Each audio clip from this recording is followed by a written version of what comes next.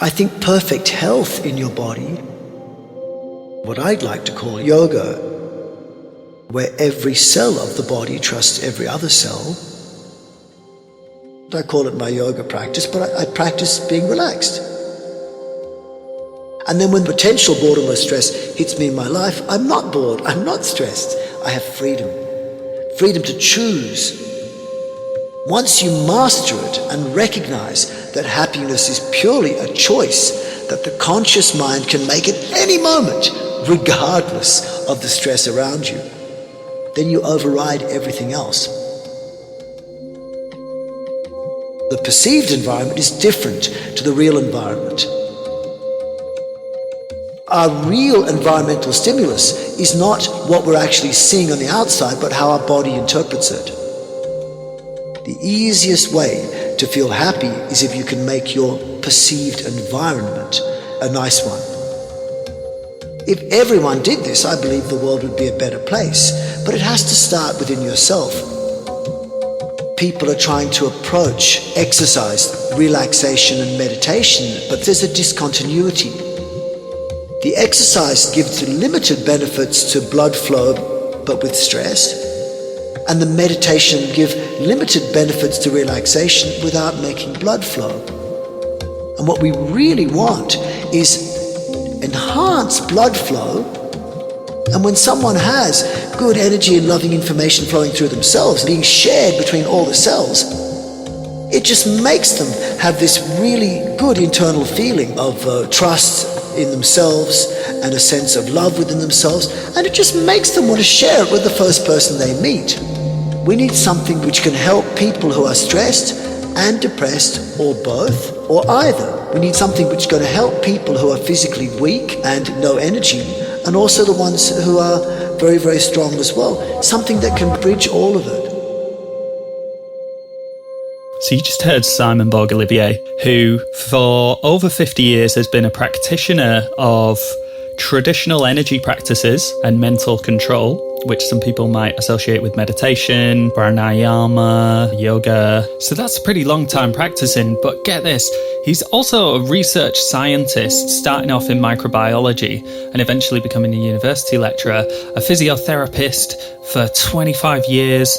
But he's also taken a lot of information from teachers who are pan-global, teachers from many traditions, including indigenous traditions from the place where he was mainly raised, Australia, but predominantly Tibet, Japan, India and China. And of course, yoga is an Indian tradition, and studied with some absolute masters of the 20th century, including BKS Iyengar and others who you'll know, and also studied with people that you wouldn't know so well, such as Professor Bimdev and Simon's current teacher, Master Choinhua Yang. Simon's a university lecturer in RMIT in Melbourne. He published, co-authored with Bianca Matchliss, probably the most in-depth and to this day groundbreaking book, The Applied Anatomy and Physiology of Yoga. As well as the book, Simon's authored many scientific articles, been involved in other well-known yoga publications in the last half century, and of course co-founded one of Australia's most respected and oldest yoga schools, Yoga Synergy. Thank you. I'm so glad you tuned into this podcast. It's going to give you some insights into how you can regulate your body and mind just so easily by listening to somebody who's been doing it a lot for many, many years. There's a couple of millennia generations worth of wisdom in this podcast, and it's brought to you in a fairly understandable language. In this conversation, we talk about demystifying the nervous system insofar as taking some well-known theories and really picking them apart and trying to find a rounder perspective than the simple binaries. We talked about links between the brainwave state of meditators and those undergoing psychedelic experience and a little bit of the research around that. We talk about the pitfalls of how exercise can induce or enhance imbalanced states such as depression or stress. And this is leading Simon to develop his system called 5-dimensional flow. You can find more information about Simon on his website, simonborgolivier.com. So I'll put a link in the show notes too. I'd encourage you to explore more, especially if it's the first time you've heard of Simon's work in this podcast. What I really wanted to do in this conversation was to talk about some topics that I hadn't heard after listening to so many of his talks throughout time. So I hope that this conversation is a really interesting one for you, where we dial in a little bit deeper into that link between the physiology and the mental states. And importantly, the relationship between them as a guide to understanding ourselves in body, energy, and mind. So, what insights in this podcast? Well, it's a lot about the core and the misunderstandings of the core that have come about from the more reductive Western model of exercise, fitness, health, and wellness that separated parts.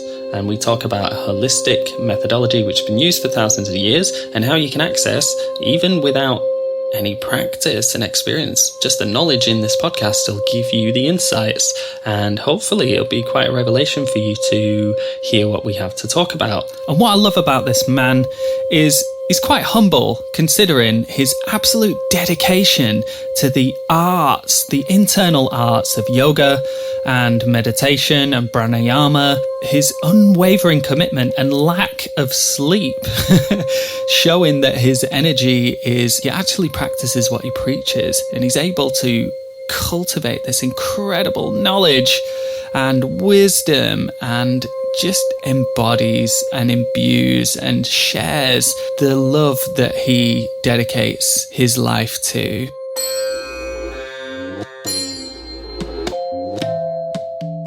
So Simon, it's really nice to speak to you officially as well as personally. It's been a little while since we've caught up.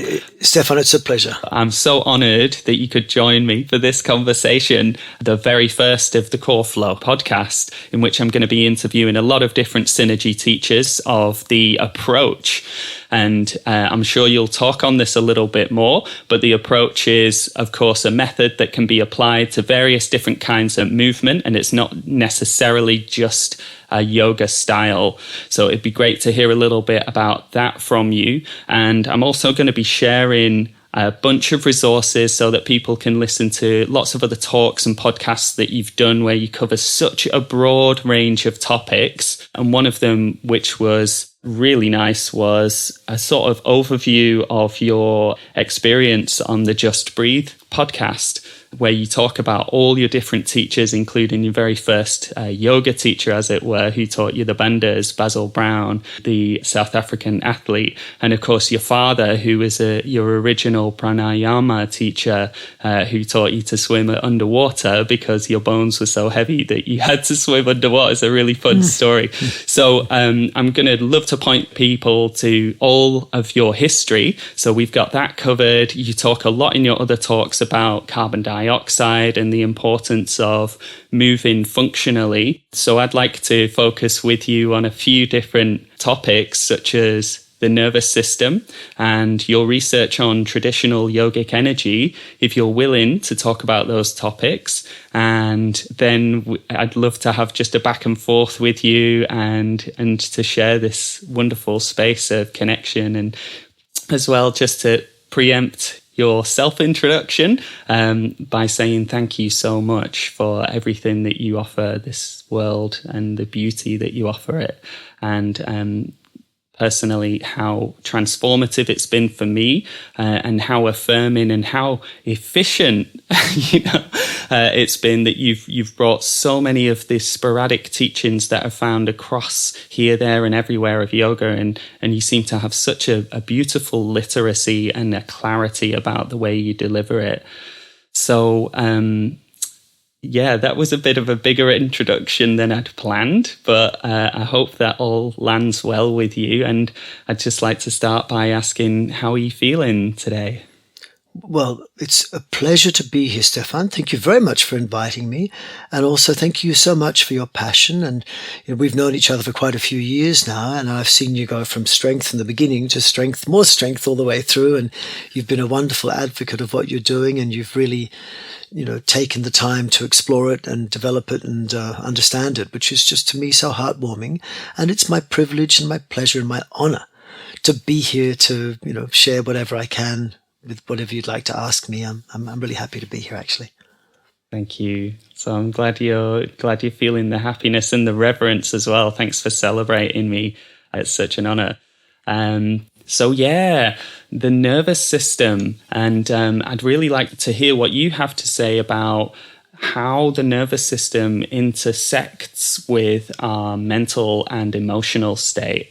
And do you have any interest in the work of Gabor Mate, for instance, to do with trauma? Because there's a huge world of trauma literacy opening up, and lots of really interesting studies coming around as well. So first question is, how is your feeling towards the nervous system? Okay, this is very interesting. I mean, I think Gabor Mate is one of the ones who talked about the, was Porges, I think, who was talking about the vagus nerve and its potential role as a sympathetic nervous system portion. All of that stuff is very, very interesting, and I'm, trying to follow all the research with all of that. But if we go down to basic levels, then if I had to explain the nervous system at a simplistic level, I often say to people, and I choose simplistic levels because sometimes it's the easiest way to look at things. Often we get into too much technical detail, and what's that expression? Can't see the forest for the trees. So the way I look at it is that the nervous system is our system for the transport of information through the body. And that nervous system consists of two main parts. One is the conscious part, and the other part's the unconscious part. So the conscious part we call somatic nervous system. The other part we call unconscious, or some people call it subconscious. I have these arguments with people, but it's basically what we call technically the autonomic nervous system, where subconscious and conscious mind intersect. These maybe other issues as well. But if we look at it simplistically, conscious and unconscious mind relate to the somatic and autonomic nervous system. We think of the somatic nervous system as being that part of the nervous system where we have voluntary control over what we instruct our body to do. And we think of the autonomic nervous system as being that part where we have automatic control. Autonomic and automatic we could use synonymously. And the autonomic nervous system is loosely divided into three main parts. Now, as we understand the nervous system more, there are all these overlaps which people like Gabor Mate and Stephen Porges talk about. But if we look at the three main parts of the autonomic or automatic nervous system, we have the sympathetic nervous system. I say that first because it's the one that most people know of, and the euphemistic name, colloquial name of the sympathetic nervous system is the flight or fight response. Then we have the parasympathetic nervous system, which is popularly called the relaxation response. And I like to use a few extra words. I like to call the sympathetic nervous system the flight, fight, freeze, and fear response. And I like to call the parasympathetic nervous system the rest, relaxation, rejuvenation, and regeneration mode. So the 4 F's and the 4 R's. And the sympathetic nervous system tends to be stimulated and tends to have a dominance when you facing a potential threat. And I remember reading in, high school textbooks and often used in university textbooks, they talked about a primitive nervous system when a primitive cave person would meet a saber-toothed tiger. And when the saber-toothed tiger approaches you, you would then, want to either run for your life or have to face the tiger who's attacking you and fight it. So hence it was called the flight or fight response. And of course, there are no saber-toothed tigers now, but what we have is, saber-toothed children. If you're a family person, you have saber-toothed relationships, saber-toothed banks and saber-toothed mortgages over your head. And so these are the things that we react to in terms of flight or fight. And when you're in a state of flight or fight, assuming it was this primitive response, because you're trying to run away from something or you're trying to fight something, you put all your efforts into the muscles of running away and fighting. And that means you put less effort energetically and in terms of blood flow to things like your internal organs. And, fighting takes a lot of energy. Running away takes a lot of energy. So you take off the emphasis of using energy for the digestive system or the reproductive system or the immune system, and you put it all into fighting or running away. Conversely, if you have a dominance of the parasympathetic nervous system, that's the nervous system that should be dominating most of the time if you're in a healthy state. That will tend to be where you feel safe and that you're more likely to have the adequate functioning of your immune system, digestive system, reproductive system. And so in those times, then your body is experiencing safety, trust, well-being, a sense of contentedness around the, no threat. There's no threat, so the body can stay in parasympathetic dominance. When there is a threat to the body, the sympathetic nervous system dominates, and the dominant emotions will be fear, anger, aggression, lack of safety, lack of trust. And what we want really is to have, most of the time, for healthy bodies, the parasympathetic nervous system should dominate over the sympathetic. It's not that you turn off your sympathetic nervous system. It's more a little bit like, the analogy I like is the one of the stereo player where you're playing music and you have a treble control and a bass control. And it's not like you turn up treble and bass goes down, or you turn up bass and treble goes down. It's sometimes you have treble and bass high, or bass and treble low, or one high, one low. You can oscillate them. So what we really want is a certain level of sympathetic and a certain level of parasympathetic, but you can't let the parasympathetic drop too much. Otherwise, you get this dominance of this flight or fight response, which you get the fear, anger, aggression, lack of safety, lack of trust, which doesn't sound like yoga. I mean, if the principle of yoga is to recognize we're all connected as one, then you should be able to trust the one you're connected with, and that doesn't sound like yoga if you're having this. So I think perfect health in your body is a state of what I'd like to call yoga, where every cell of the body trusts every other cell, and every cell of the body can share good energy and loving information with each other. In which case, if you want to stay healthy, you want parasympathetic dominance. But when we look at the balance between sympathetic and parasympathetic, you're looking at the relation to the cardiovascular system, and the cardiovascular system responds to sympathetic, parasympathetic with heart rate, for example. So when your heart rate increases, it's more sympathetic. When your heart rate decreases, it's less sympathetic, more parasympathetic. So a healthy heart rate has variability. If someone is very healthy, they'll notice that on inhalation, heart rate goes up, and on exhalation, heart rate goes down. And the difference between the rate of the heart, over the space of a minute is called heart rate variability. Ideally, it shifts with the breath, but breath must not be overforced to do this. I had a friend who lost all his sympathetic tone, and he was a martial artist, a very good Aikido practitioner. And you'd almost think that if you lose your sympathetic tone, everything's going to be fantastic. You'll just be peaceful and calm. But what happened was his heart rate dropped way too low, and they had to put a pacemaker into him, and he was 34, 35 years old. And this, of course, changed his life. And I'm hoping he's okay now, but still, if you've got a pacemaker installed into your body, that is very restrictive. I don't think you can drive cars. Yeah. And it brings up a really interesting point that I want to kind of come back to a few things which you've raised here. And the first one is the freeze response. And then the thing I'd like to go to immediately is this is like we need to remember that these are just symbolic systems to recognize.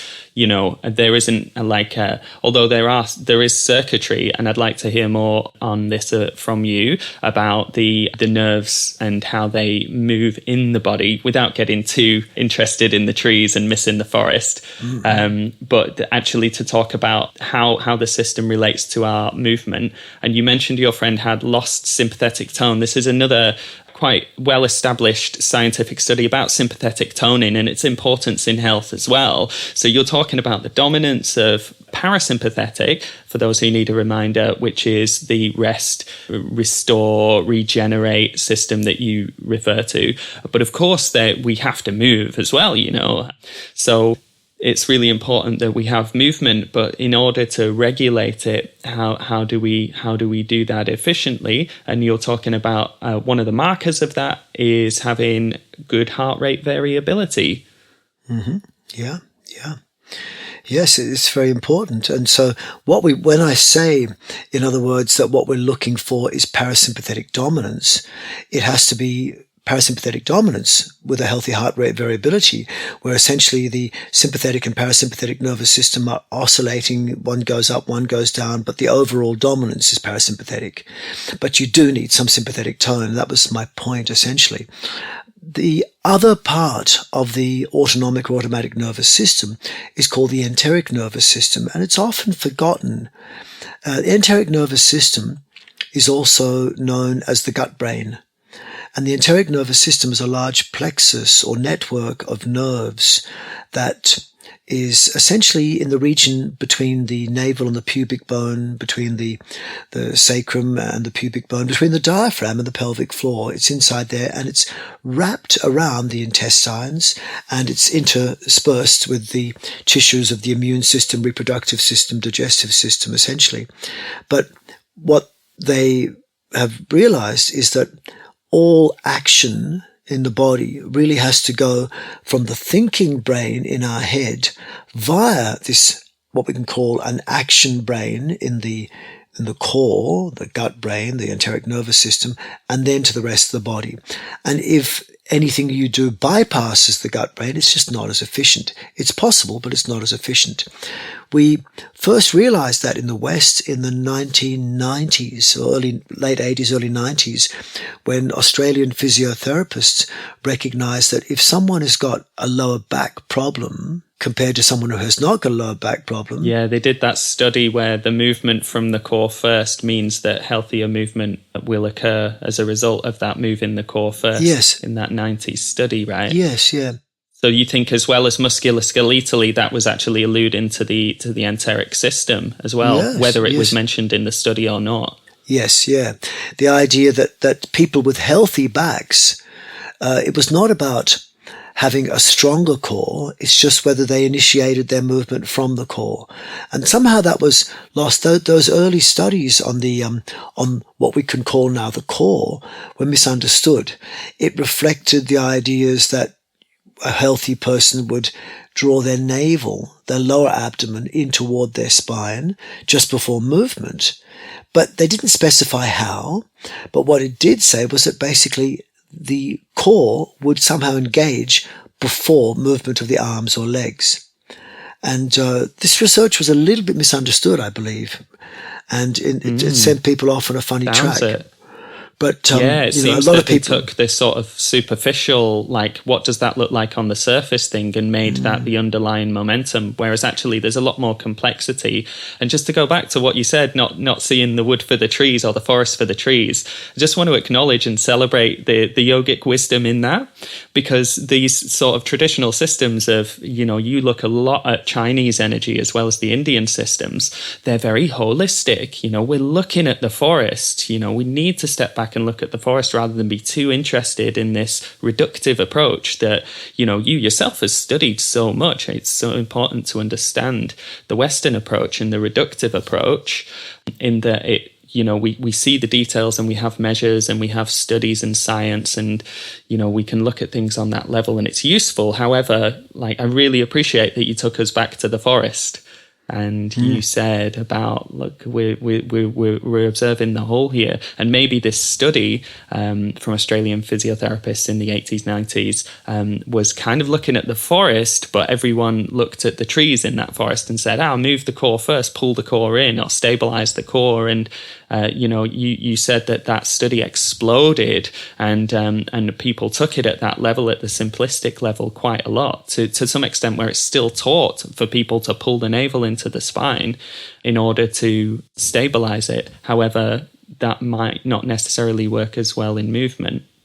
And also the rest of the forest in this story, the core is one of the trees, but the rest of the forest, is it not, the enteric nervous system, the effect on the rest of the rest and digest, fight and flight systems, and also the hormones in the rest of the body and the neurochemicals.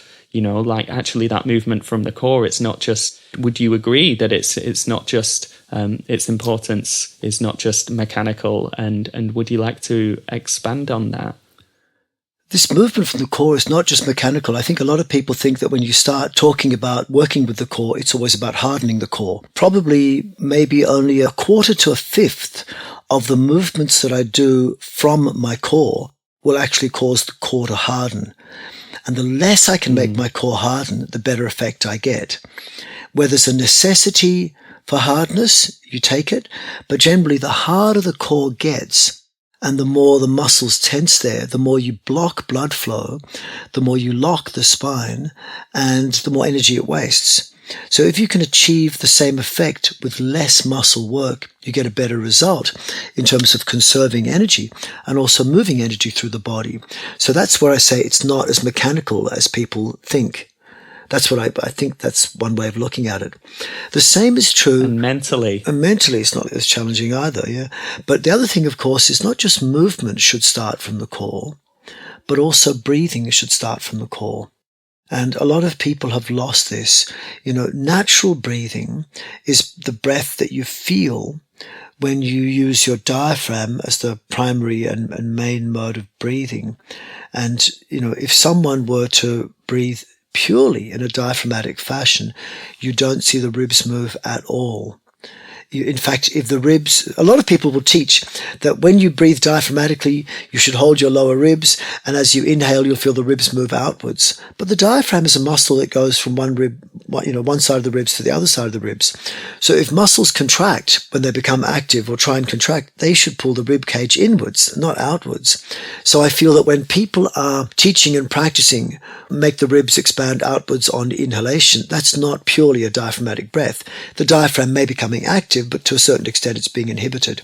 So what I'm suggesting is that... because the cantilever shape is like a parachute shape, isn't it? Something like this. When the diaphragm is breathing in, it's pulling down, which you're implying would pull the ribs in rather than expand them out. Yes, but you've heard many people teach that let's do a diaphragmatic breath by put your hands on your lower ribs and move the ribs outwards. Yeah, I've not heard that one so much, but I think talking about the lower ribs is something, that I've heard a bunch. They talk about the lower ribs moving outwards on inhalation, but really it's the opposite. The lower ribs will pull inwards, and I've been practicing breath control for more than 50 years, and I can make my diaphragm descend downwards and upwards, and I can control it whether air comes in or out. And these things I've seen on real-time ultrasound and some of the experiments that I've done. Amazing. I've played a lot with real-time ultrasound. I'm really interested in this idea of the awareness from the core as well, that it's not even just a musculoskeletal thing, it's not even just a nervous system, enteric nervous system thing, it's not even just a breathing thing, but also might it be a mental thing as well, because you talk a lot about moving from the core, and that's to say moving the awareness, less from this third eye brain center, if you like, down into the what you call the kunda, which is referred to as the secret space in between the Svadhisthana and the... It's Manipura and Svadhisthana. So the abdominal center, Manipura chakra, and the pubic center, sometimes they call it sexual center, that's Svadhisthana. And so they say that in Indian yoga, the kanda is the origin of 72,000 nadis, and nadis are subtle channels, and that is what they call the kanda. But it's pretty much analogous to what in China they call the Dantien, in Korea they call Dandon, I think. In the stories from Japan, they talk about the hara as being the abdominal center, but at the center of the hara they call it the Tun Den. And in certain indigenous cultures in Australia, they have the name Nadu Kuru, which is this same thing as the kanda, which really I'm seeing as the enteric nervous system. But it's not just the nerves. I mean, when you think about it, the divisions that the Western anatomist, physiologist has put, they're very, very arbitrary divisions. I mean, how do you divide the nervous system from the cardiovascular system when a lot of the molecules of the nervous system travel through the cardiovascular system as neurotransmitters? And how do you subdivide the endocrine system with the nervous system when molecules which we call neurotransmitters in one part of the body, the same molecules called a hormone in another part of the body? So we find that actually all the different organ systems interact with each other. And that's why, we could talk at length about the science behind the nervous system, but really it's not really fully understood. And there are many weird bits. And if I could just digress a little bit further and go, so what are we talking about? If we're talking about the conscious nervous system, somatic nervous system, and the unconscious nervous system, the autonomic nervous system, which consists of sympathetic, parasympathetic, and enteric, which are sympathetic flight or fight response, parasympathetic relaxation response, and the enteric nervous system, the core, and the idea that all movement, all breath should come from the core, and we should basically act from our core, think from our core, breathe from our core, move from our core, feel from our core, our gut feeling. That's when you work best. Then what are we looking at when we start doing things to make us healthier? What do we look at when we start doing things that make us less healthy? And for example, when we're talking about the best, healthiest states, we could be talking about meditation. And so when I look at meditation, for example, then on a mental level, what we're looking at is something which is engaging in a way that your mind is happily in that place of the activity that you're doing, to the point that it is in the present moment and it is engaged in the activity. That idea has been studied a little bit, especially in the studies of psychedelics in the last 10 to 15 years.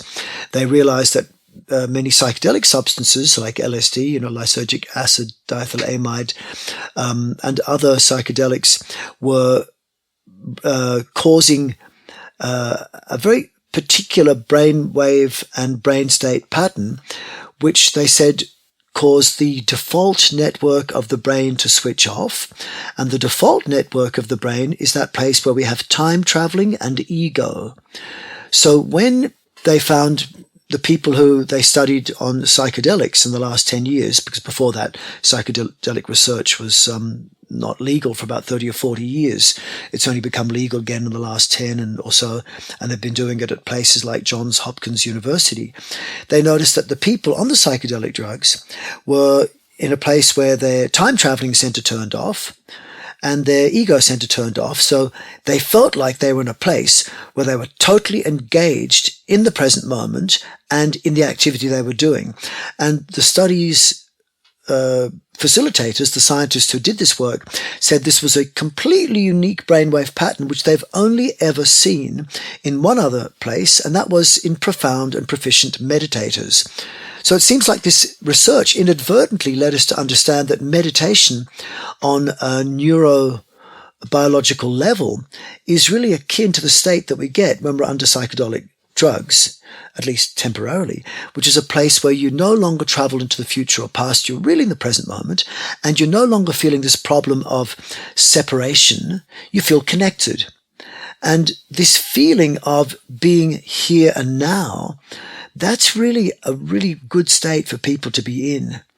And, I remember my first Japanese teacher, he actually wrote that in my book, when he signed my book, and that when I looked at the text, it actually said, "Be here now."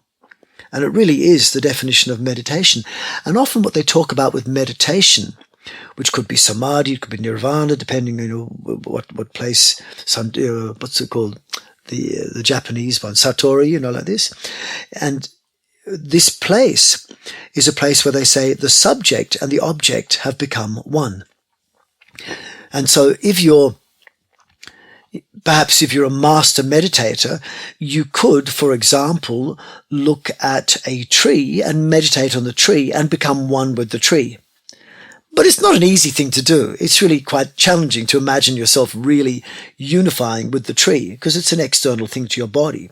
Well, you might say it's impossible to imagine. It's like some people can do it. For me, it's not as easy to do. For most people, it would not be easy to do.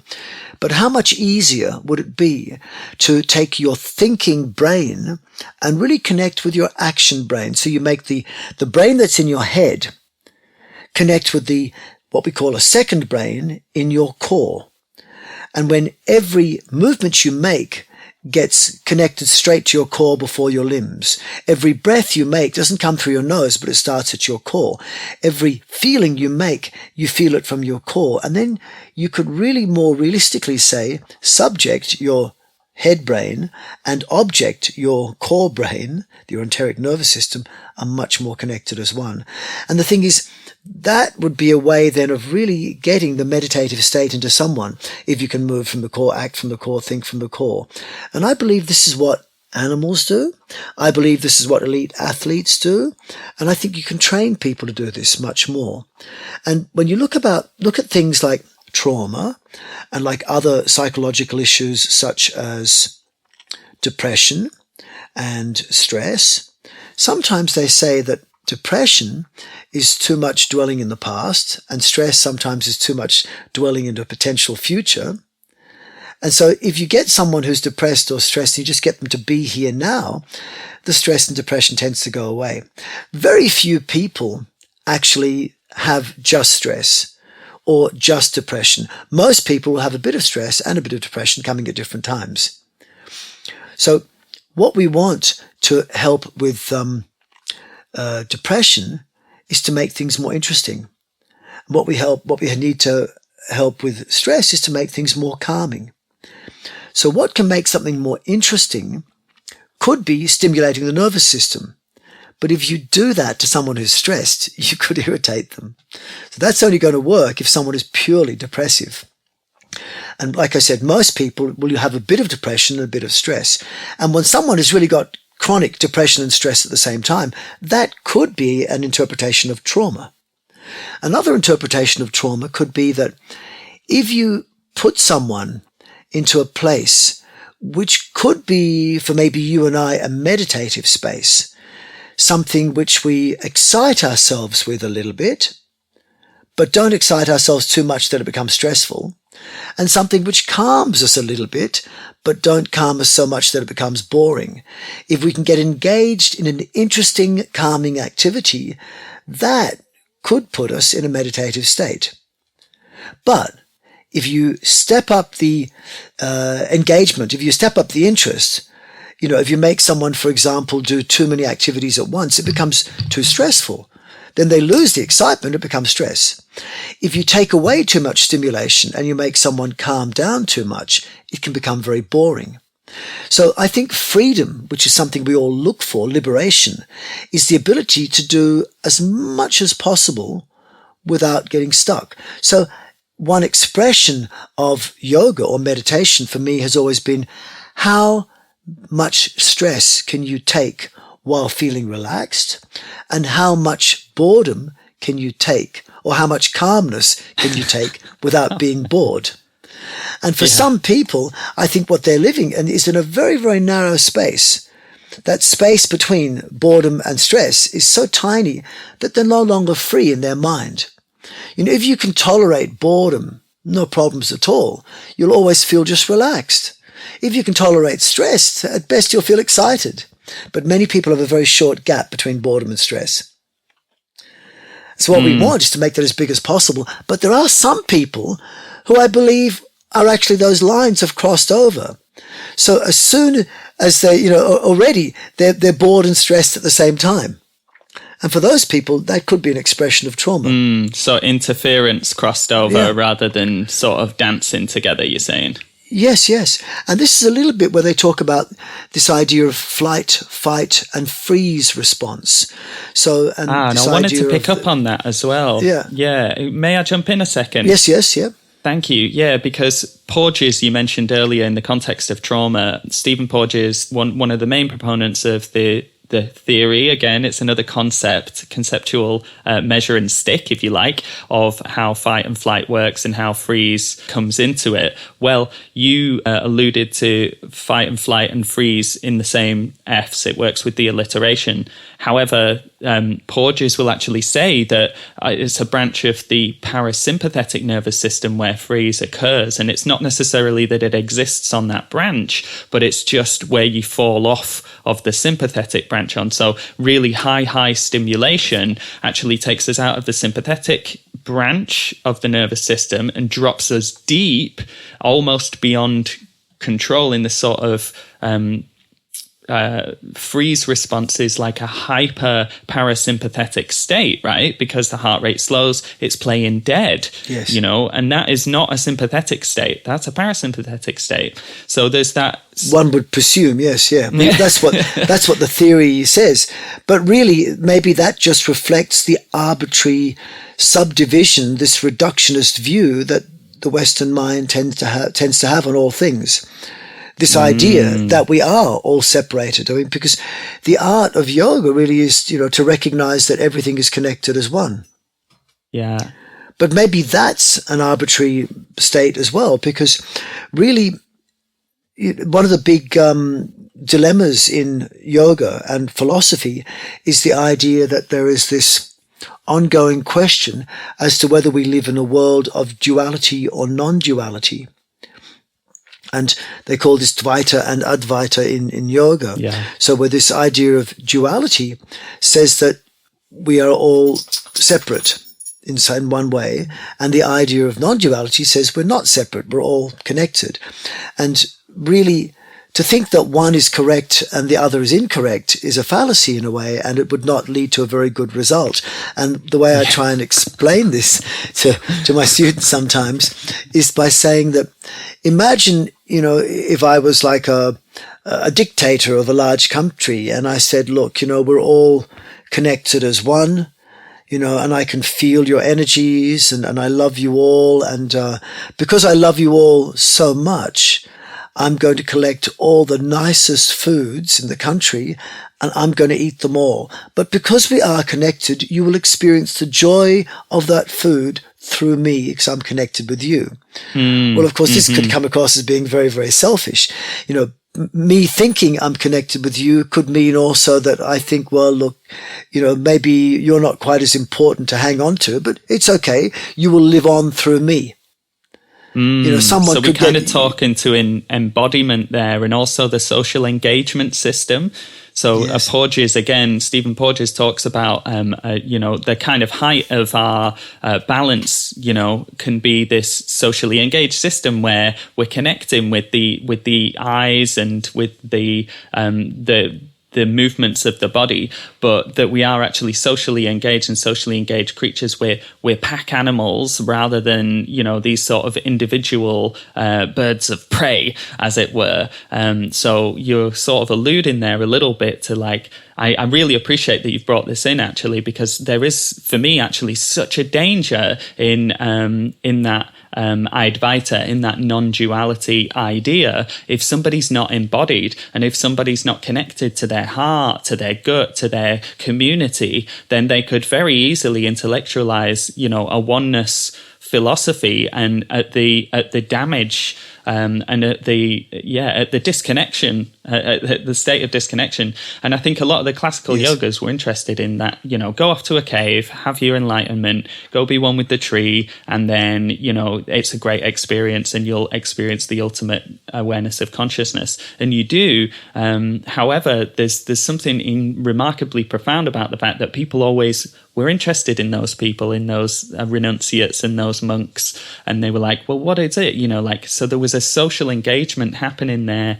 even though it wasn't present at the time. And I think the system that you're offering us in terms of connecting to the core, connecting to our guts, which, means we have to go through our heart, is helping us to reconnect as one in community and as people. For instance, like the way you teach without words, there's no words interfering in that sort of process of connection. And I've had experiences practicing with you where I didn't see Simon anymore. I saw this sort of like yogic sort of deity thing in front of me, and I'm like, like when you drop into your practice, it's so profound for me to see that and to practice with you.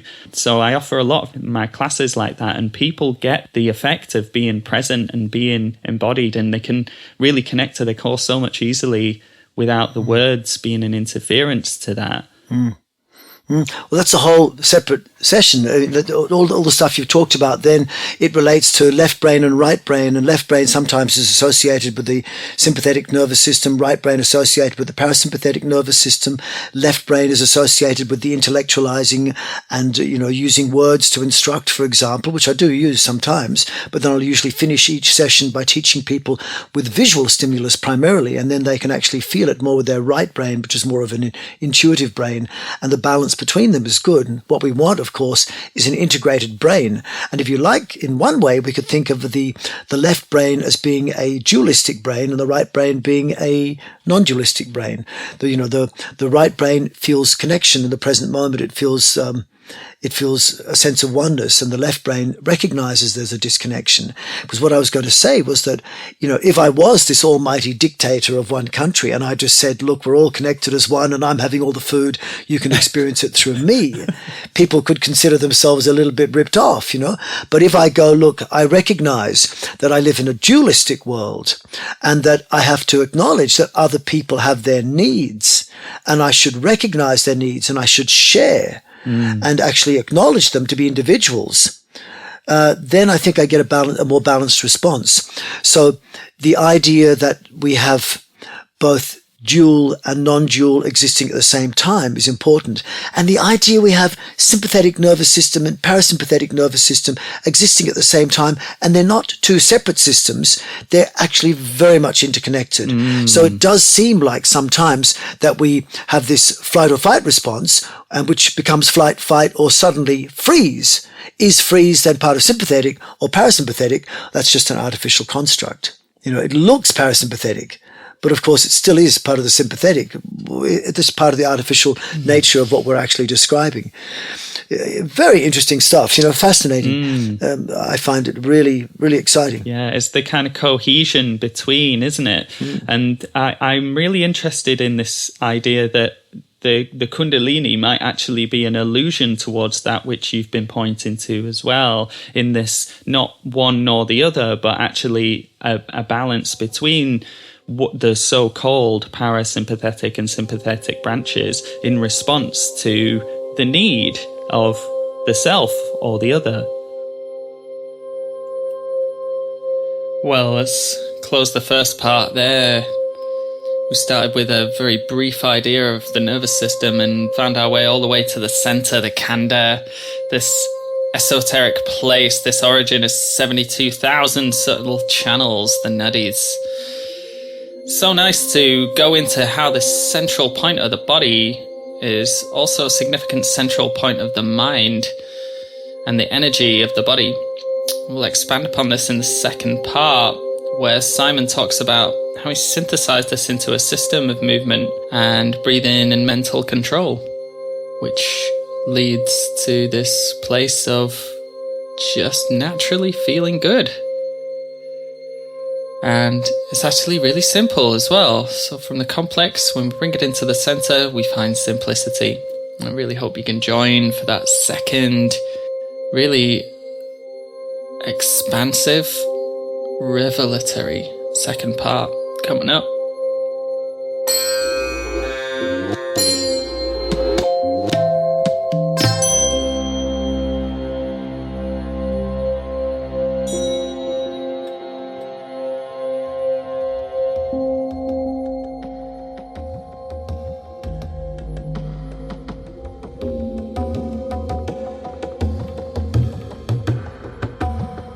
Well, welcome back to the second part with Simon Borg Olivier, co-founder of the Synergy School and Style, for your listening pleasure, for your delight, and for your insight. And in the second part with Simon, we talk about, well, feeling good and what are the mechanics, what are the simple nuts and bolts behind feeling good. What feels good in the body, in the physiology? How can we get there? How can we create a sense of holistic goodness? And that's not to say yogic practice is about feeling good, but it's a byproduct of the truth of our energetic cosmic conscious being, isn't it? Well, we get there through this energy, and we touched so much on what the energy in the body is.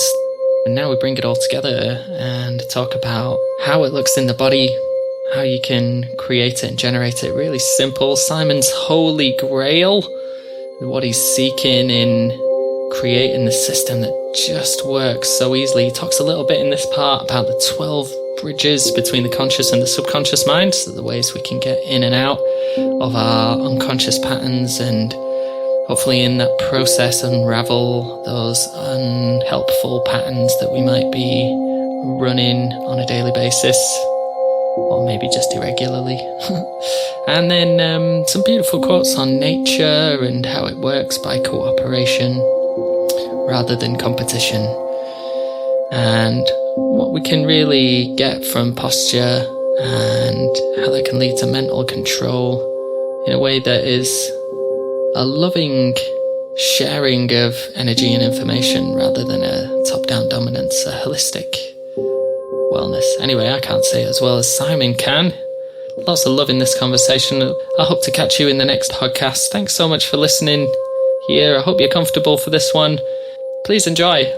Let me know if you got any questions. You can have a look at the resources on yogasteph.com/podcast.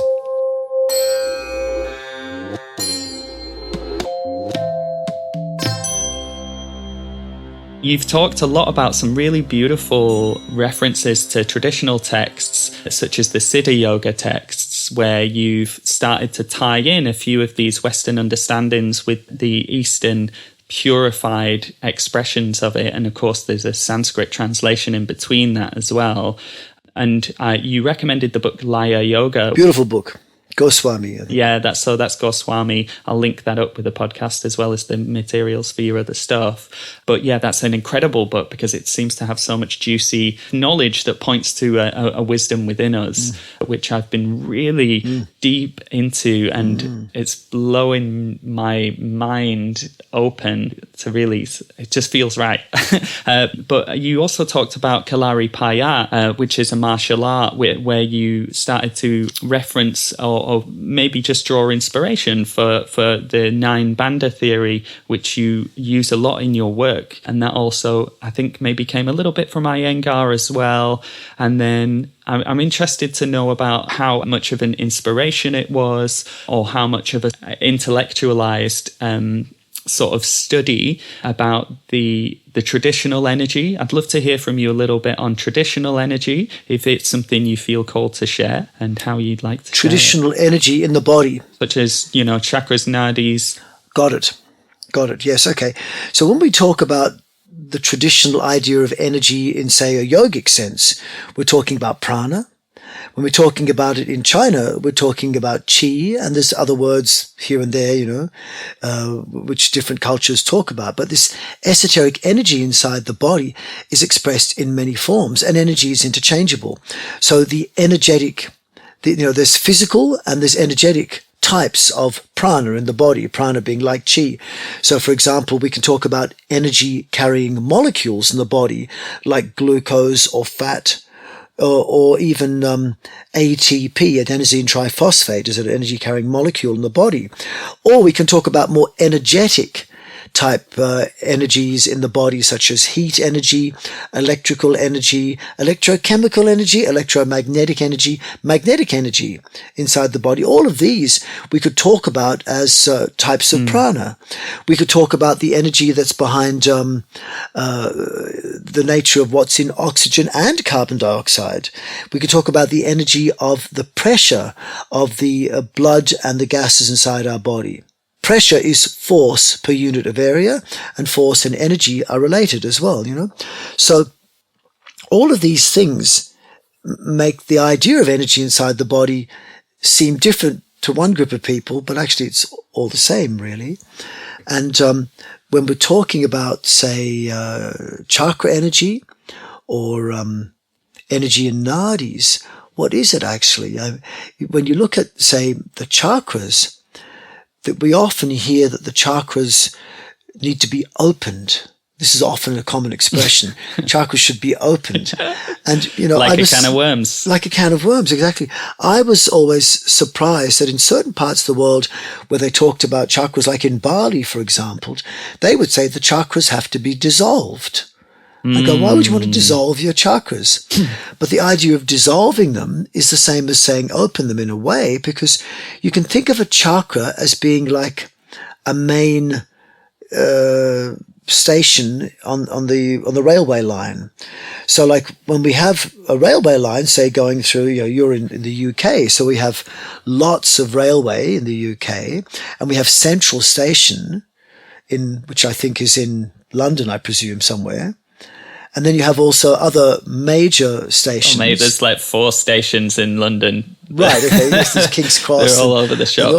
But you might have one big train station, which is the biggest train station in a country. Then you might have in other major cities other main stations. So in a hypothetical country we'll call our body, the main train station will be the Kunda, or the core, or the Tanden, or the Dantien, depending on which culture you're talking about it, which is the enteric nervous system, right? Beautiful analogy. But then the other chakras, the main chakras in the spine, for example, Muladhara, Swadhisthana, Manipura, Anahata, Vishuddhi, Ajna, and the Sahasrara chakra, the crown chakra, they're all like other major city stations. And what we want is to have energy flowing through the body, going through the chakras, and we want the quickest transport of energy. So if you're going through a hypothetical country on a train, if the train stops at every station, it takes forever. What we want is a through train that does not stop at a station. And the thing is, if our chakras are blocked, the train will stop and maybe may not even get started again. But if the chakras are open, then the train goes straight through that station and it doesn't have to stop. It becomes a through train. So the idea of getting rid of the blockage of the chakra, or opening the chakra, or dissolving the chakra is almost the same thing, if that makes sense. And it's like a quicker through route. Yes, a quicker through. But it's also the scenic route as well. We can also have a scenic route. You won't be seeing just stations. Yes. Now, the idea of how chakras and relate to the flow of energy throughout the body, and how they relate to the musculoskeletal system and the nervous system and the cardiovascular system and the respiratory system, relates to how I first understood what's happening in terms of the world of Bandha in Indian yoga. Because, Bandha was something which I understood from childhood to be essentially what in the West we call a Mueller maneuver or a Valsalva maneuver, where a Mueller maneuver is essentially a breath retention, or an exhalation retention, where you blow out all of your air, you've got no air in your lungs, and then you make a mock or a false attempt at inhalation using the thoracic muscles or the inspiratory muscles of the thorax. So you're making essentially a pretend breath into the chest without inhaling and with the abdomen relaxed. So it looks like your abdomen gets sucked right in when you do this. Now, in modern times, this got very confused because people confused with the interpretation of Uddiyana Bandha, that was called Uddiyana Bandha, with what K. Patabi Joyce was teaching in the 70s and 80s. And he was talking about drawing the navel toward the spine. But that can be done either using a type of Mula Bandha or a type of Uddiyana Bandha. And what was not understood by most of the practitioners was bandhas, another name for them is lock. And a bandha can either be in the locked position or the unlocked position. And a bandha, if you study it, all the different forms of bandhas that we know about, they essentially are the co-activation or the simultaneous tensing of opposing muscle groups. When I say opposing muscle groups, say, for example, with your elbow, you have the muscles like the biceps, which bend the elbow, and muscles like the triceps, which straighten the elbow. So when you're using your biceps today to, say, do something like a chin-up exercise, the biceps switches on, and it makes the triceps switch off so you can bend the elbow better. Otherwise, the triceps, if it's working, which is what it would do when you do something like a push-up, if that works to straighten the elbow while you're trying to bend the elbow, then you won't get a push-up or a chin-up. So generally in the body, we have a nervous system phenomenon which says when you turn one muscle on, there is a nervous system signal which tells the opposite muscle to turn off.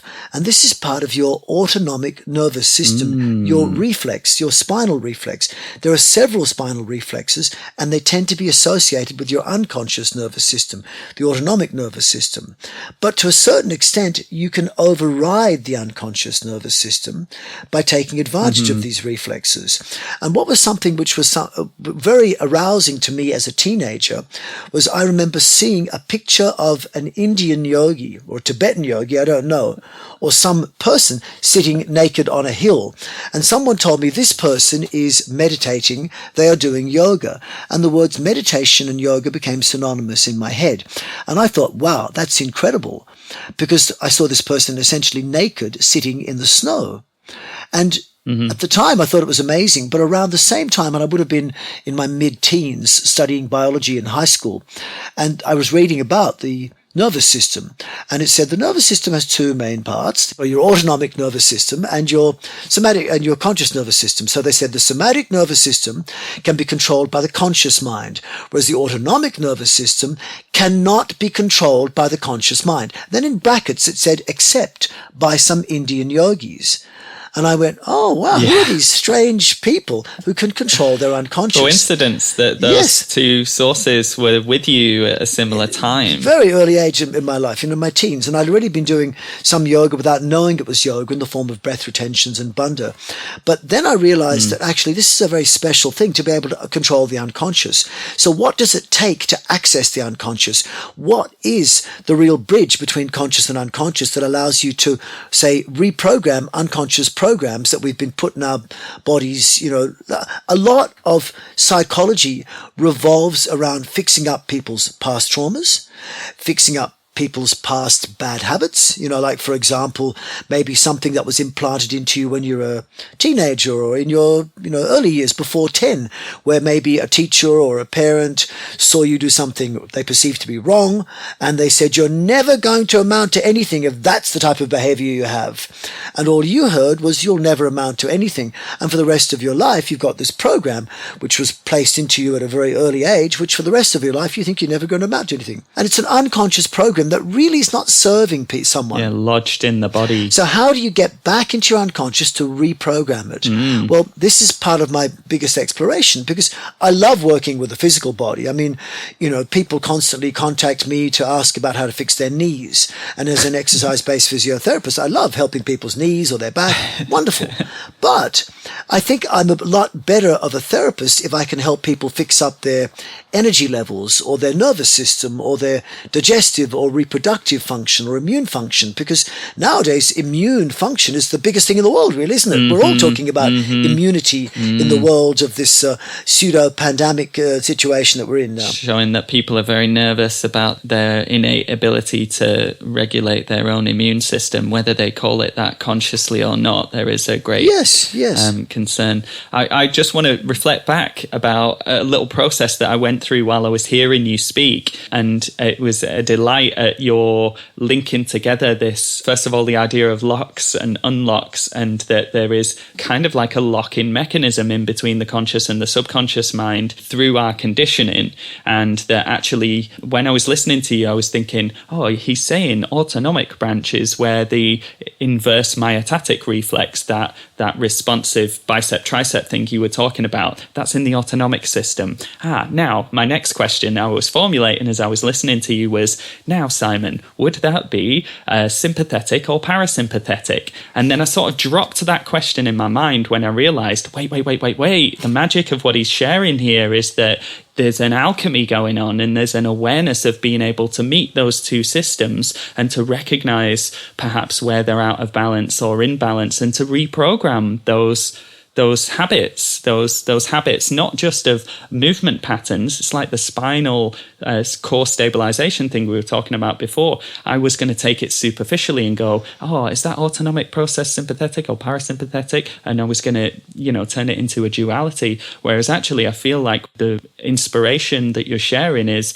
you can actually go in there and reprogram your patterns of where sympathetic and parasympathetic meet. How does that reflection feel? Yeah.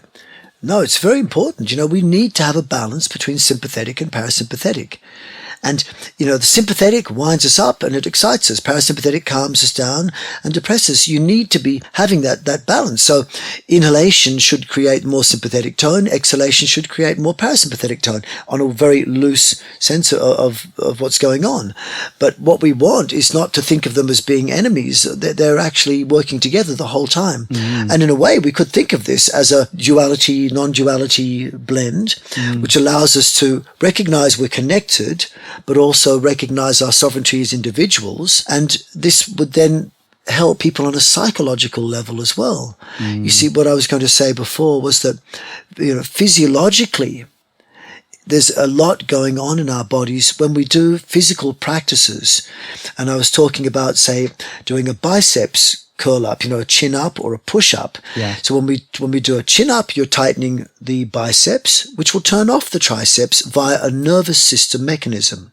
When you turn on the triceps by doing a push-up, you will tighten the triceps and reciprocally release using a nervous system, autonomic nervous system reflex, that you'll turn off the biceps. But when you're doing this, you're doing something physical, which is affecting the nervous system, which is physiological on an unconscious level. But because you're consciously choosing to do it, you have an access. So just to simplify that, you're saying you can access the mind layer, if you like, unconscious, through the physical body. Yes. Is that right? Exactly. And on another level, when you activate a muscle group, say for example the biceps, which bend the elbows, and you shorten the biceps as you would do as if you're doing the curl up, from straight elbow chin up to a bent elbow chin up, the biceps becomes compressed and tense. And what that does is it pushes blood away from that region, while the reciprocally relaxed opposing muscle, the triceps, that will become lengthened and reciprocally relaxed through this autonomic nervous system, and that will cause a reduction in pressure in the area, which will pull blood to that area. So when you make this situation of one muscle group shortening and activating and the opposing muscle group lengthening and releasing, you actually not only access the unconscious nervous system in a conscious way, but you also affect blood flow. And with that blood flow, then there's also a transfer of information through the body. Now, once you start affecting the unconscious nervous system, you also play with the mind. Because if you can tell your nervous system, say, for example, if you're feeling a little bit depressed and you give a little bit of sympathetic tone, that can get you out of a depression. And then if you're feeling a little bit stressed, you give a bit of parasympathetic tone, that can take you out of stress. And gradually, with time, you can use physical means to affect the physiology, which affects the mind then. Because someone who is under more sympathetic tone will be having this sense of an underlying state of flight or fight or freeze, whatever. And so the underlying subconscious emotions will be fear, anger, lack of safety, lack of trust. And that will affect the way they are in the world. Yeah. And so someone also... And also you'll see that in their body as well. You'll see that in their body language. And so someone who conversely has a more parasympathetic dominant tone will have as the dominant subconscious emotions the emotions of love and peace and safety and trust. So you can choose then which part of the nervous system you're going to go into. But if I was dealing with one individual, and I could see, for example, that they tend to be just a depressive individual, I would use these tools, but I'd also use other tools like, for example, a very popular affector of the nervous system in the modern world today is what they sometimes call breath work. And breathwork can also affect the immune system. And breathwork often is associated not with the yogic type of pranayama, where the essence is to learn how to breathe as little as possible, but breathwork's often associated with hyperventilation. And hyperventilation is a very powerful tool that, in the right hands, can affect the nervous system in a positive way if you do it for the right person. Yeah. But in the wrong hands and in the wrong situation, it can cause a lot of stress, because hyperventilation will blow off all your carbon dioxide, and the absence of carbon dioxide in your body causes an increase in the alkalinity of your body, which will cause a hypersensitivity of your nervous system. Now, if you're very, very stressed already, hypersensitizing the nerves can make you just more stressed, put you into a panic.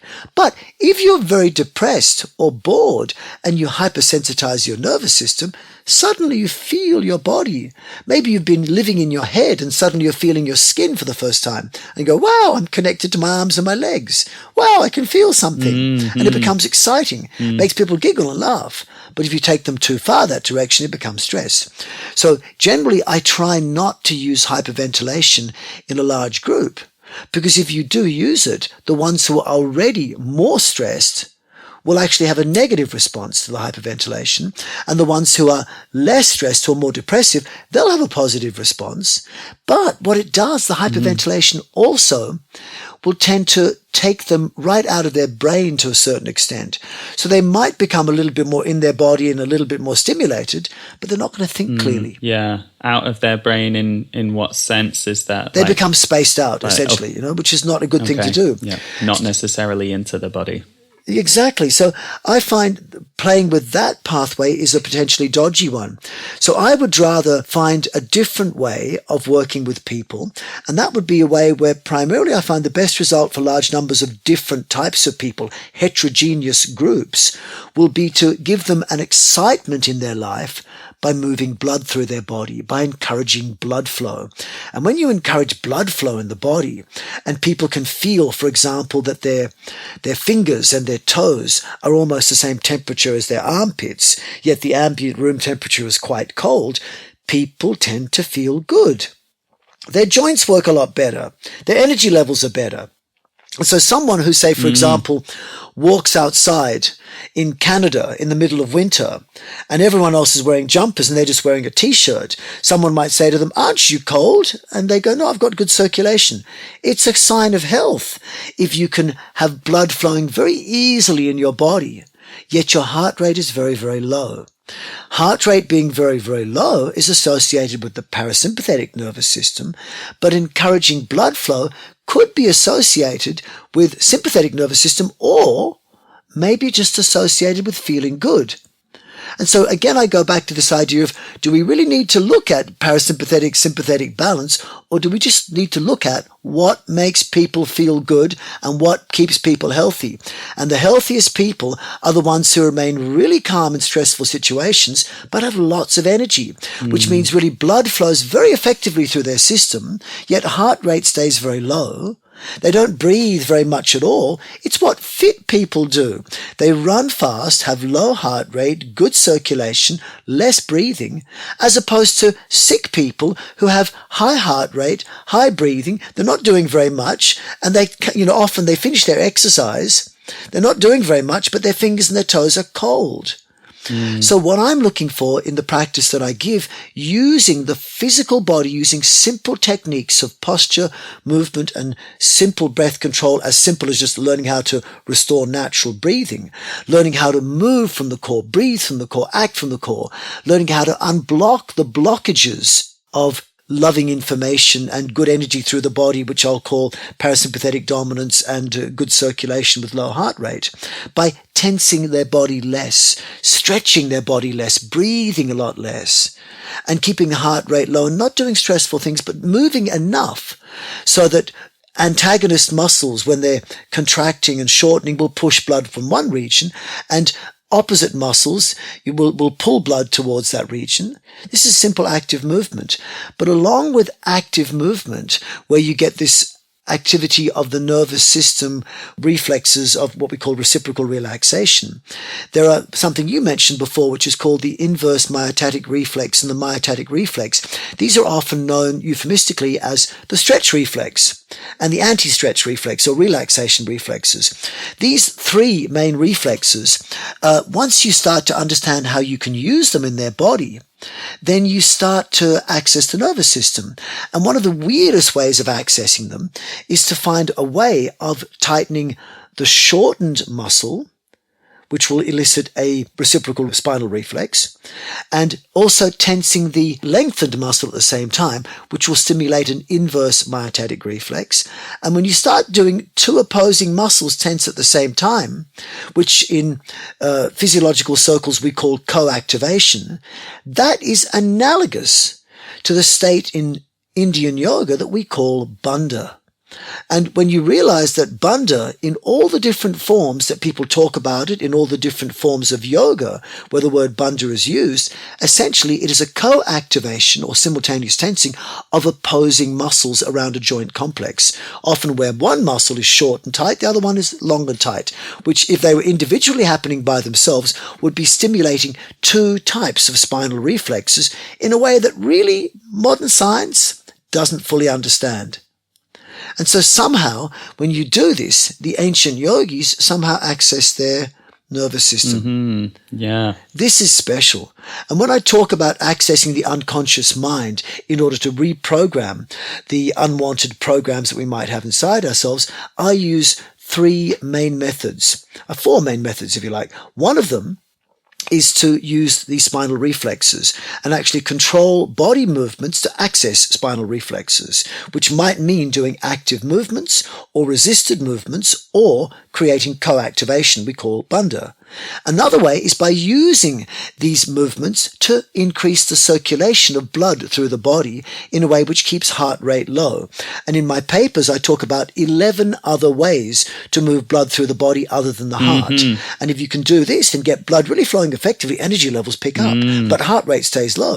So you get this parasympathetic, sympathetic seeming balance, And then another way of accessing the unconscious is to use what I often refer to as 12 bridges between the conscious and the unconscious mind. And these are the places in the body which are unique in that they have dual control. They have conscious control and unconscious control. And the one that, people often know most about is the diaphragm, because the diaphragm is something which you can consciously control. Most people can learn very simply to place one hand on the chest, one hand on the abdomen, keep your chest still, breathe into the abdomen so you feel your abdomen swell and soften while the chest doesn't move. And then you've done a diaphragmatic activation, creating a diaphragmatic breath. But that which you can control consciously is also what happens when you're asleep, which means that you have conscious control over that muscle and unconscious control. You see, many of the other muscles, most other muscles in the body, will either have conscious control or unconscious control. So, for example, elbow muscles are purely under conscious control. But something like the muscles going around blood vessels, they're under unconscious control. If I let my elbow sit still by itself, it's not going to suddenly bend unless I'm having some sort of cathartic attack. Or you fall over. Or I fall over and it stimulates a reflex like that. But in the normal passive state, it's not likely to bend by itself. It's mostly under conscious control. Whereas something like a blood vessel, which will also constrict or expand using the musculature around, say, an artery, we can't consciously shrink or expand an artery. But using other methods, indirect methods, such as by regulating breath, by hyperventilating or hypoventilating, you can affect blood vessel, diameter. So there are certain secrets we can use to access the unconscious. I think that'll blow people's mind if they realize you can actually, just like you can move your elbow, you can open your blood vessel. And that's something in your system that I've appreciated. You can't do that. And actually, I think that's something really worth driving home is guys, you can give your heart a rest and you can let the circulation flow better, which is going to increase lymphatic flow as well. So the cleansing that moves through and is interconnected with the blood as well. Cleansing, digestion, better reproductive ability. When we say reproductive system, it's not just about having better sex or having better fertility or less menorrhea or, dysmenorrhea or amenorrhea, less premature ejaculation or less impotence. We're talking about the reproductive system as the regeneration system. So it means that when you're 80 years old, you'll reproduce new brain cells. That's why the reproductive system is so important. And so these parts of our body are the real source of our health, happiness, and longevity. And that's why it's really important that you maintain a dominance of the parasympathetic nervous system, because it's when the sympathetic nervous system dominates, you turn off immunity, digestion, and reproduction. So although we can have a little bit of sympathetic tone, and it's not even bad to let the sympathetic nervous system dominate for maybe 1 to 10% of your exercise time, but no more than 10% of your exercise time. And that's assuming that the rest of your life is not stressful. But if most of your life is stressful and you dedicate 100 minutes every day to exercise, if you spend any more than 10 minutes of that time where your heart rate has gone up, you may be doing negative things for your long-term health. So this is the thing people don't appreciate. It's actually, maybe they just don't know their lifestyle is so stressful. They think that's the baseline. They think that's normal. Most people's lifetime is so stressful. I remember taking a mindfulness-based stress reduction course like the John Kabat-Zinn meditation method. They showed us a chart, and the chart was, this is how your stimulation response comes on, and this is how it goes off. And it goes off very, very slowly. Yep. So they showed us a chart where the stimulation response went up, and they said, when you're stimulated, because of all the cortisol, because of all the adrenaline, because of all this, it takes a long time for the system to come back into rest and digest. Whereas actually, it's a lot slower to get the parasympathetic nervous system in gear. So maybe it's that our lifestyles, as you talked about, saber-tooth mortgages and children, that because of all those factors, that's why we'd really benefit from focusing in on the parasympathetic state in an otherwise sympathetic lifestyle. That's why we can benefit from it, Is that what you said? That's why we can benefit with it? Yeah. Just to clarify on your point there, and that people might not necessarily realise how stressful their lives are. Exactly. Until they've experienced space and freedom. Exactly. And this is why, I'm all for having athletic bodies and doing wonderful gymnastics and beautiful martial arts and beautiful dance. But what sort of lifestyle do you have, and what age are you? Because like my daughter is doing beautiful circus arts. She does flying trapeze and aerial silks, and she's 17 years old, and to me, she's like a super athlete. And when I was in my early 20s, I used to pride myself on doing 108 backward walkover, backward flip overs in 5.5 minutes. And that was such fun, But it's not something that I would do now. It would be quite difficult for me to do now. And really, most adults will probably find that if they do any exercise at all, it's better than nothing. But often if they do most of the exercise that's taught, it actually adds to the stress of their life. If exercise causes nothing but increased heart rate or stretch or tension in the body, there might be a mental benefit, but physically or physiologically, the body interprets all those things as stress. There might be some physiological benefits such as an increased blood flow, but that increased blood flow might not be then associated with better blood flow to the internal organs, because the internal organs at that time might be turned off. And if all you're doing, as many people would do, is just increase heart rate, but you're not even getting blood to your fingers and toes, which is what many people do. They exercise for an hour and a half, heart rate goes up to the roof, but their fingers and toes are cold at the end of the practice. Then they haven't even improved blood flow. All they've done is tax their heart and stimulated sympathetic nervous system, flight, fight, freeze inside their body, and fear. So this is what you don't want.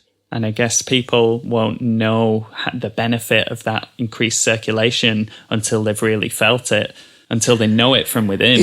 Everyone loves the feeling of feeling warm. It's like, what I look for is that feeling of being in a warm bath, being massaged by someone who really loves you. So if you can do this to yourself, if you can make yourself feel warm through simple, safe, non-threatening movements, in a way that you feel warm and it's engaging and fun, it's like being in a warm bath, being massaged by someone who loves you.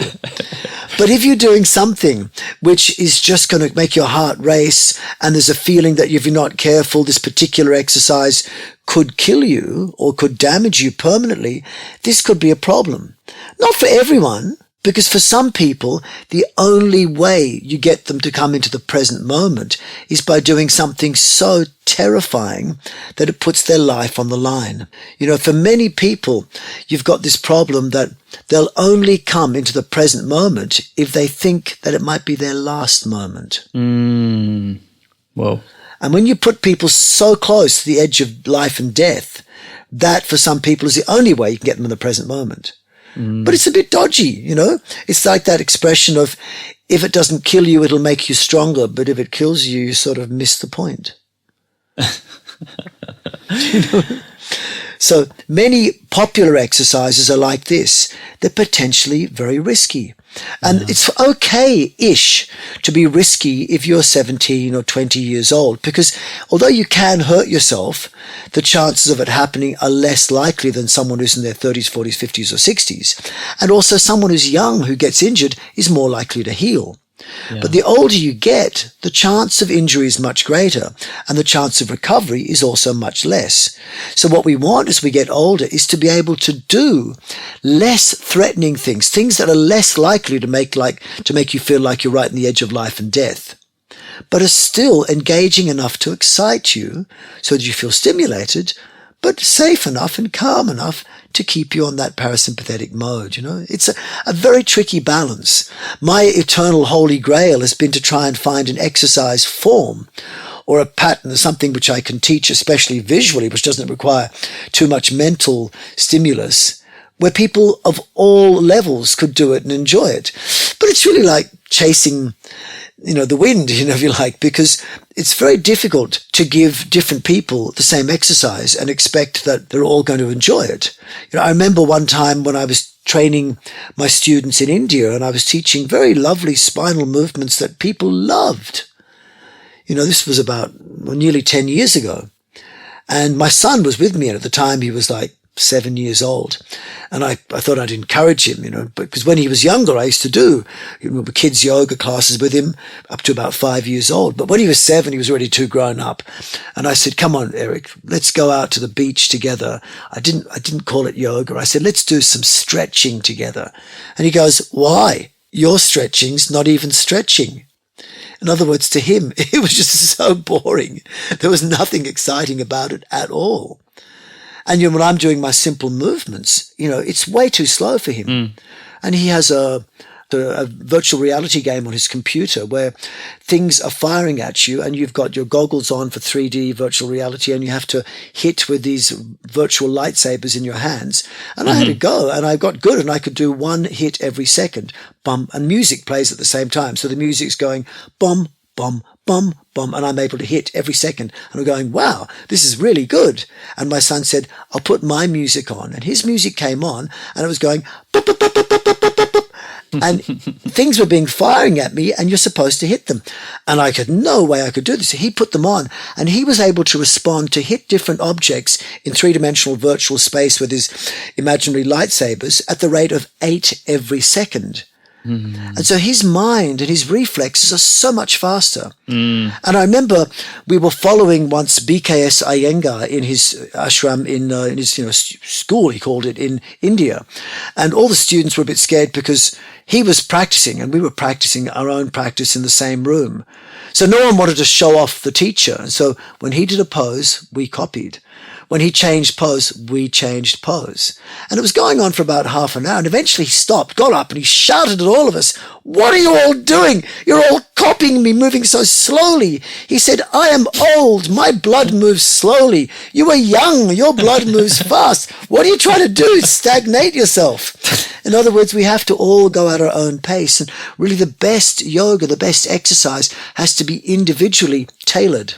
But then that means, how are you going to teach it to a large group? And this is why yoga was once taught individually, one-on-one. Yeah. The idea that you can teach it to a large group is difficult. And especially since large groups are so now twisted by the physical limitations of their lifestyle, things like sitting for 5 to 15 hours a day on chairs, by limiting their physiology, by doing things like holding their navel to their spine, locking their core, pulling their shoulders back and down, which are things which are instructions which people have done just to compensate for their chair-based lifestyle and to compensate for often overeating, and to look fashionably good. For a girl, for example, will not be comfortable letting her belly hang out, whereas actually it's more healthy to let the abdomen relax than it is to suck it in and hold it tight and inhibit the diaphragm for many people. Yeah. So that affects their physiology. And the enteric nervous system. Yeah, and enteric nervous system gets inhibited. And then on top of that, we have a mental state in the modern world,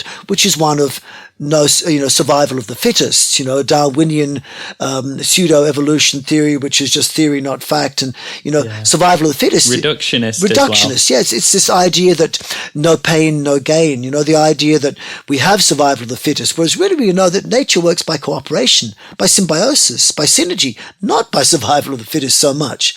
So actually, the Western paradigm is one which goes totally against yoga. So when you give people exercise, instead of doing things which feel delicious and nice and make them feel good, they do things which often cause physical problems in the joints, physiological ongoing stress to put them into a state of sympathetic dominance, and mental problems because they become competitive within themselves. And I often say that if someone is being competitive with another person, that might be fun. But once you start being competitive with yourself, I always say, well, it's going to be you against you, and one of you is going to be losing, and that's going to be you.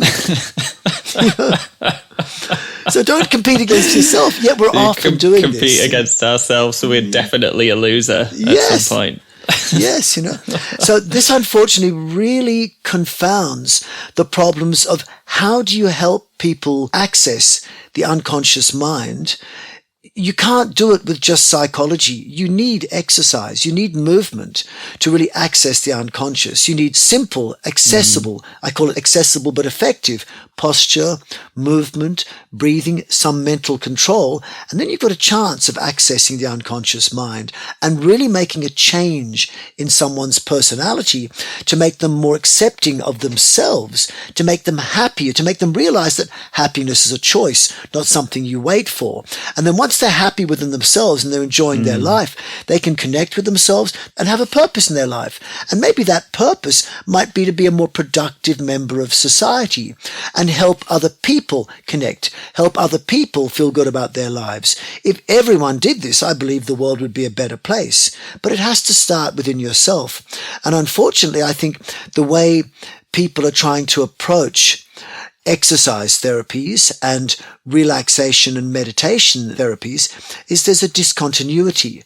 The exercise stuff gives limited benefits to blood flow but with stress, and the meditation and relaxation therapies tend to give limited benefits to relaxation without making blood flow. And what we really want is simple, accessible posture, movement, breathing, mental control, where you can get enhanced blood flow, which I'll call good energy, and loving information, which I'll call parasympathetic dominance. And when someone has good energy and loving information flowing through themselves, and they can feel it being shared between all the cells, it just makes them have this really good internal feeling, which is health, happiness, and a sense of trust in themselves and a sense of love within themselves, and it just makes them want to share it with the first person they meet. Whereas if there's sympathetic dominance inside the body, then the subconscious emotions of fear, anger, aggression, lack of trust, lack of safety are within themselves.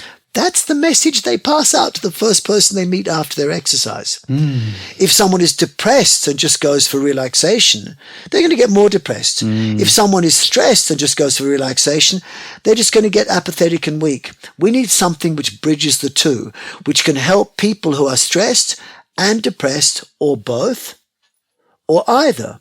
We need something which is going to help people who are physically weak and no energy, and also the ones who are very, very strong as well. Something that can bridge all of it. And I believe that's something which is a meditative practice, which involves safe, accessible posture, movement and breathing, which can actually access the physical body to help the joints and the muscles get structural safety, health and functional ability in a pain-free way. And then also physiological health in terms of keeping that parasympathetic dominance with a bit of sympathetic tone still. That's going to help them feel that their immune, digestive, reproductive system works well. They have good blood flow. They feel unstressed, but they're still able to do things that are exciting. And they feel calm, but they're not bored, And then at the same time, that is going to help their mental body to be in any situation. Once you can experience all of that, you can be in a situation in life which is stressful, but you're not fazed by it. People often tell me, they go, how is it you don't get stressed? How is it you don't seem bored right now? How is it you don't seem stressed? Because I practice. I do practices in my life, which I call semi-stressful situations I do in a controlled environment. I call it my yoga practice, but I practice being relaxed. And I do semi-boring situations in a controlled environment. I call it my yoga practice. It might be looking like meditation to someone, but I don't get bored. I'm finding ways of becoming engaged in those boring situations and calm in those stressful situations. And then when these things hit me, boredom or stress or potential boredom or stress hits me in my life, I'm not bored. I'm not stressed. I have freedom. Yeah, responsive. Freedom to choose. So we could say the practice is to choose to be happy, to choose to be relaxed. Well, that's the ultimate ability that you get, the ability to choose happiness at any moment of your life and to recognize it's a choice. And in fact, you could do that regardless of how bad your physical body is. But if you can just find a way of making your physical body feel happy, pain-free, and your physiological body feel pain-free, then it's much easier to choose happiness on a mental level. But once you master it and recognize that happiness is purely a choice that the conscious mind can make at any moment, regardless of the stress around you, regardless of how unhealthy your physical or physiological bodies are, then you override everything else. But that's the advanced stage. The easiest way to feel happy is if you can make your perceived environment a nice one. So the perceived environment is different to the real environment. It's like a person who sees a snake, who was told by their mother that snakes are dangerous, as opposed to a person who sees a snake who's told by their mother, who was a herpetologist, that snakes are really nice. So the two situations have the same external environment, but the internal perception is different. Yeah. So our real environmental stimulus is not what we're actually seeing on the outside, but how our body interprets it. The internal environment. And so if you can change and if we can control our internal environment, we can also control our mind. So the first step is to control the physical body in a way that allows us to control our physiology and then make our physiology affect our mental body and then realize actually the mental body had the control in the first place. Wow, Simon, thank you so much for these amazing insights and for glowing with inspiration. And we'll close now because you have another engagement and I really appreciate you giving the time. And I'd love to go into a little more detail on a few things if we have the chance in the future. Anytime. I'd love to. It's fascinating. Namely what you were saying about being one with the tree, and then you talked about energy, you talked about heat and magnetism and carbon dioxide. These are ways in which we are one with the tree on the energetic, the pranic level. Yeah. I'd love to go into a little more about that with you if we get the opportunity on the podcast again. I'd love to talk more about all these things. It's fascinating talking with you. It's fascinating talking with you. Thank you very much. Oh, that means so much, man. Thank you. And thank you for being interested in these things, and also to not worry about my history and my past and referring people to other blogs that I've done where I've talked about these things. It's more interesting to talk about what we've talked about. It's so great to speak with you. I really appreciate you more than words could express, man. I'm so grateful for everything you do. Yes, thank you. And likewise, I really appreciate your support.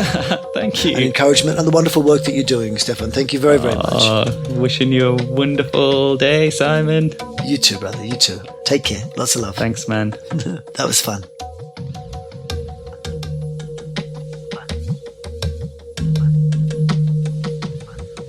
Recognize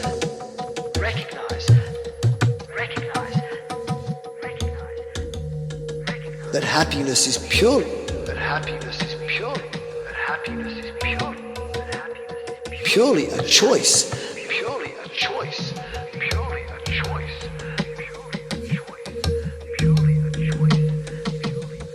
The perceived environment is different to the real environment.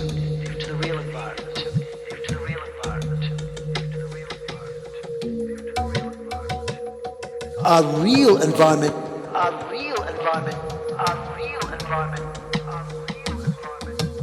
is not what we're actually seeing on the outside, but how our body interprets it.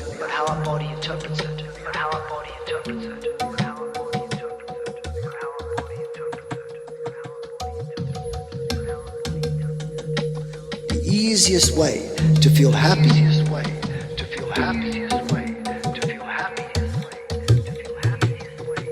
is if you can make your perceived environment a nice one.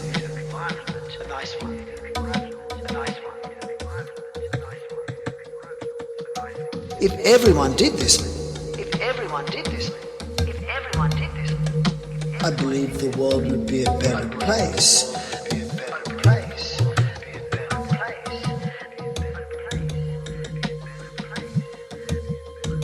But it has to start within yourself.